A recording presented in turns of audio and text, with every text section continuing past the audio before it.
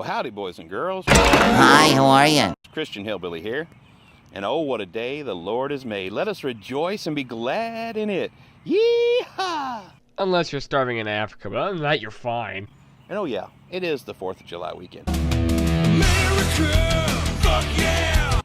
I was just in a chat room, and it's so amazing to me that when you try and use science against atheists, they lose their mind because they know that they don't have any grounds to stand on when it comes to science, real testable, observable, repeatable, and make predictions based upon that evidence, science. And yet you claim a book written by unverifiable authors and the stories that are inside that book are completely true.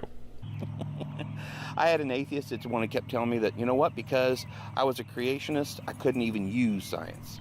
Personally, I would say just because you're a creationist doesn't mean you cannot use science. But however, I do think that if you're using science, it should be used correctly. You should be using things that are widely accepted in the scientific community, not things that have been casted out years or decades ago.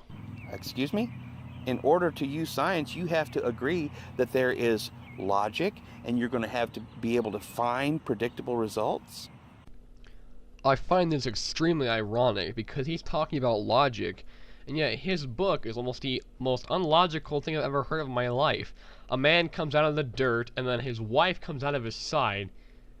They have 2 kids, one kills the other, and then somehow has a wife when there's no other people on Earth yet. A man parted the Red Sea enough to carry 2 million people across it before the Egyptians could show up to kill them all, closed the sea in again to kill the Egyptians, got lost in a desert for 40 years when there's trade routes coming around, and they should be telling them Jerusalem's that way, go that way. I'm sorry for raising my voice, but I find it just very ironic that he's using the word logic in this case. Also, when he talks about science to find predictable results, in science it doesn't always have to be a predictable result. That's why hypotheses are there. It's just what you think is going to happen.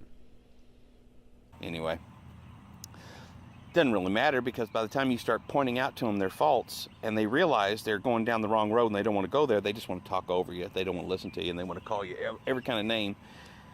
But that's okay.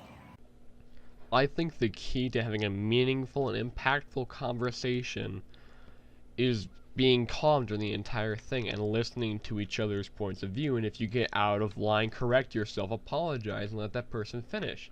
I don't feel that interrupting the person or calling them names is any way to have a meaningful conversation. I'm just called to preach the good news of the gospel. That's what I do.